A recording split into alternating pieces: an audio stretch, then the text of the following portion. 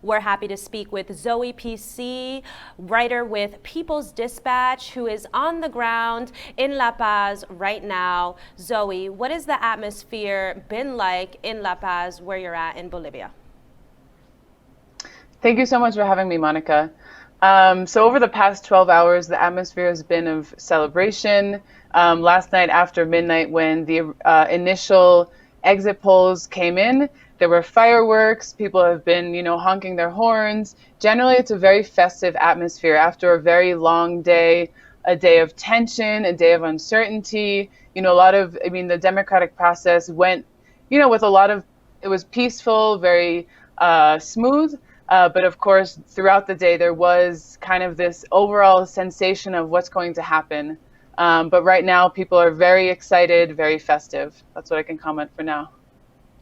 You were out on the streets reporting and interviewing voters yesterday. What did you hear from them?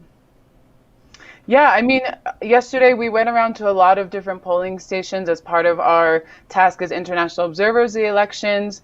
And people were generally, we saw people of all ages, people who could barely walk but were going out to vote, people who were just very committed to participating in this historic process, excited to participate and acknowledging the importance of what these elections mean.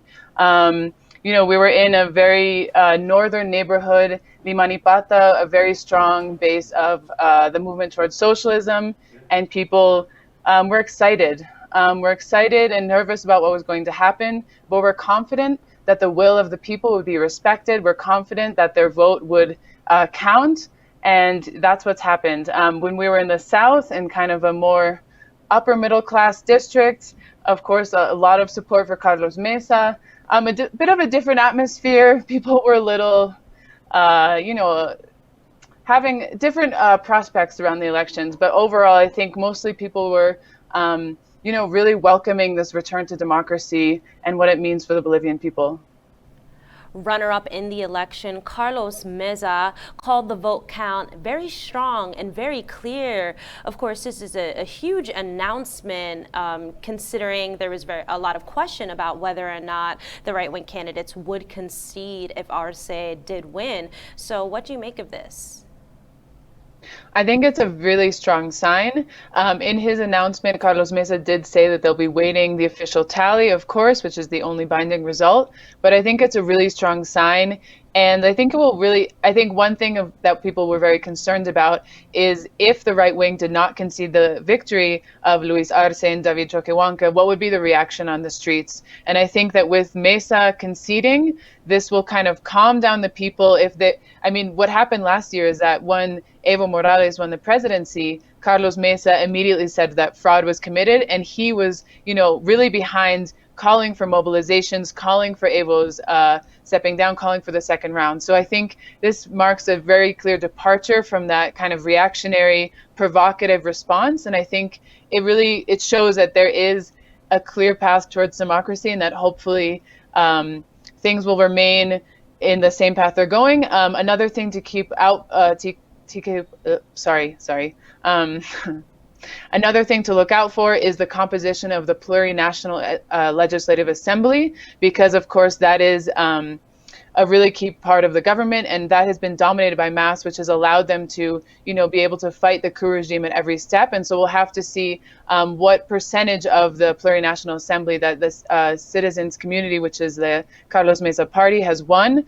But otherwise, I think this is a very, very strong, very exciting response, and that hopefully the mood continues to be the same one of celebration and of return to democracy. Breakthrough reposted a video you put on your Twitter account showing a massive deployment of military on the streets of La Paz the night before the election. Of course, the military played a huge role in last year's coup when they abandoned the Morales government and swung to support the right. And they have continuously been repressive of grassroots activists for the last year. Have we heard anything from the military and police forces? And do we expect there to be trouble on that front? Yeah, so that event, which was called Plan Todos por Bolivia, plan Everyone for Bolivia was a very threatening kind of like show of force of militarization. You know, in the video, you see over 1,000 troops that are concentrated on the street. After that, the minister, Arturo Murillo, who's arguably been kind of the, you know, the hawkish, very right-wing, threatening figure within the Áñez, within the de facto government. He made some very concerning statements, to say the least. He thanked the armed forces for 1 year saving Bolivia from the dictatorship. And so this kind of marked a certain tone. But since then, you know, as I mentioned yesterday, the day went through, you know, without huge incidents, without big incidents of repression. Of course, military and police were deployed across national territory. They're in charge of kind of maintaining control over the electoral process. So this means that they're deployed across the country to oversee the moving of the electoral ballots, of all of the electoral material from one station to another. But in general, it seems there hasn't been any huge reports of repression taking place. I think the major concern right now is what will be the response of the far-right paramilitary groups, which we know are concentrated in Santa Cruz, which is the stronghold of Luis Fernando Camacho, and then also in Cochabamba. And those were kind of the two hotspots last year during the coup, where we saw very devastating reports of right-wing mobs attacking MAS supporters, attacking indigenous people, attacking people from the movements. So I think that's something we have to keep a watch for. And in terms of the military, it's right now we haven't seen many reports, but of course in a situation of a coup government, we always have to be on watch. But we'll see what happens with that. Zoe, I doubt that you're reading the U.S. newspapers, but I just want to review with you some of the coverage that we're seeing on the New York Times website. There's no article at all on Luis Arce's victory, and the article from yesterday features two quotes from former MAS voters who moved to the right wing. So it really seems to represent the main current in Bolivian elections, that, you know, former MAS supporters are now turning to the right. And the Wall Street article says that Arce's victory is surprising. If true, this suggests there is no reason for Áñez to concede, and includes a graphic not of the exit polls last night, but of a poll from back in September showing Mesa and Arce neck and neck, which we can only interpret as a way of insinuating these results are not valid. So what do you say to that? Is this result as surprising as the Wall Street Journal says? And the New York Times story about all these disillusioned MAS voters seems to completely miss the mark, despite having a reporter there in Bolivia as well.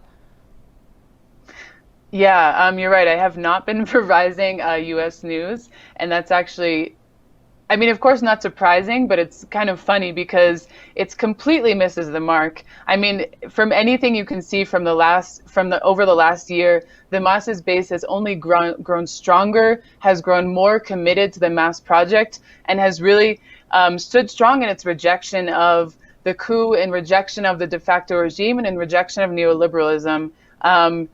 I'm honestly shocked that that is what they're reporting, and especially because a lot of the early polling before the elections was already showing a landslide victory of Arce. You know, kind of, I think those MAS voters who maybe turn to the right wing are a very small exception.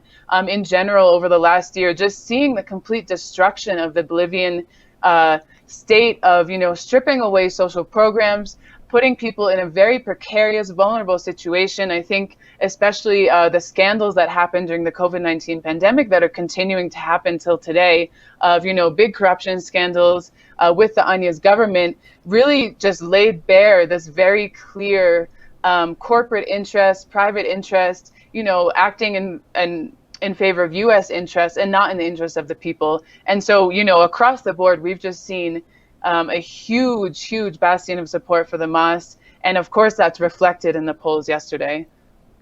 I certainly bet that if Arce had lost, or if it had been a close race, that would be all over U.S. papers today, no doubt.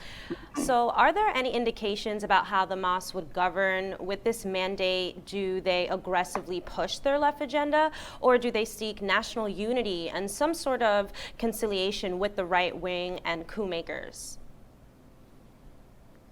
Yeah, it was so we've been in a lot of conversations over the past couple of days with social movements, with movements on the ground who are, work with the MAS, who are directly linked to the MAS or are just part of the process of change, which is the process that started 14 years ago when the movement towards socialism took office under the leadership of Evo Morales. And, we've asked similar questions. What is it going to look like if there's a Luis Arce, David Choquehuanca victory? What is it going to look like when MAS comes back to power? And, everything they've said is that principles are not negotiated with.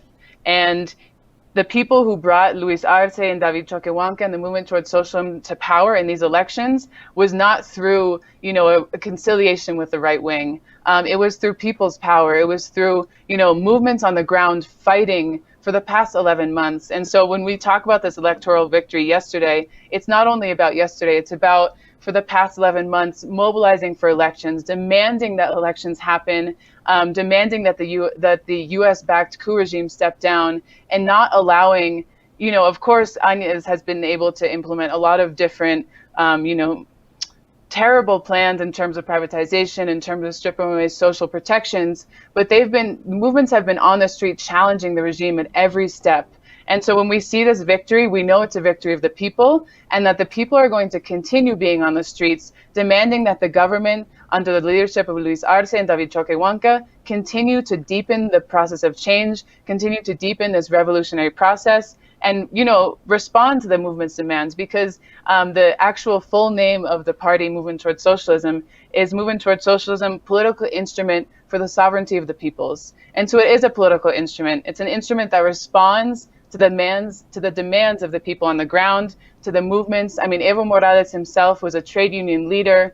He has a massive base of support among the cocaleros. So we need to understand the movement towards socialism is not just, a far, distant political party that has no, accountability to the people. This is a party that is, deeply integrated into the movements that are mobilizing. So I think what we'll see is a deepening. I think it will be interesting.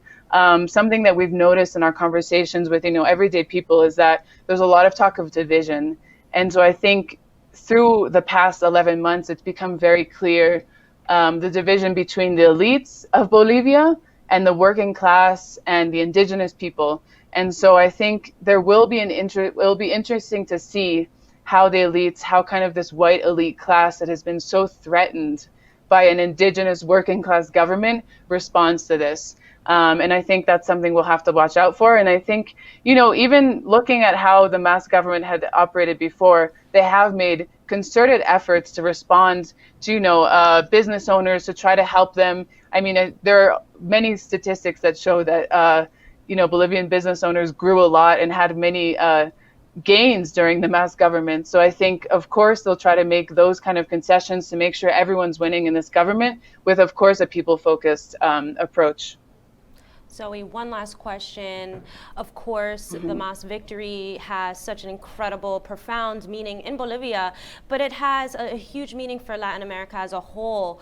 What do you believe this victory means for Venezuela, for Cuba? Of course, there was this whole pink tide phenomenon, the rise of leftist movements and leaders across Latin America, but we've seen a little bit of a reversal of this in recent years. So what do you believe that this means for the whole of the region? Yeah, I think the importance of this victory cannot be underestimated, both for Bolivia and Latin America as a whole. This really sends a very strong message that in this moment of complete neoliberal crisis and collapse, where countries across Latin America have been plunged into levels of inequality, into levels of poverty that have been, hadn't been seen in the first decade of the 2000s because of precisely this pink tide, this progressive wave of governments. And I think this is a strong response to that. And this is kind of follows in the whole last year that there have been mobilizations in Chile, mobilizations in Colombia, mobilizations against this neoliberal model. And I think something to look for coming up is both the elections in Venezuela in December, but also the elections in Ecuador next year. In Ecuador, we've seen a similar pattern of, trying to ban the movements that are associated with Rafael Correa, the political parties associated with him. He was not allowed to participate in the presidential ticket, and there was almost a threat that the presidential ticket, which is led by Andrés Arauz, would not be even allowed to contest in the elections. This week we found out finally they were able to register their candidacy, and they will be participating in the elections that are upcoming 2021. But I think this will be also a very key country to watch out for, because, that's a case where we saw a very sharp neoliberal turn. And, the mobilizations there last year really showed that the people are not agreeing with this neoliberal model, and that they want a people-centered approach. And I think we'll probably see that reflected in the polls next year in Ecuador.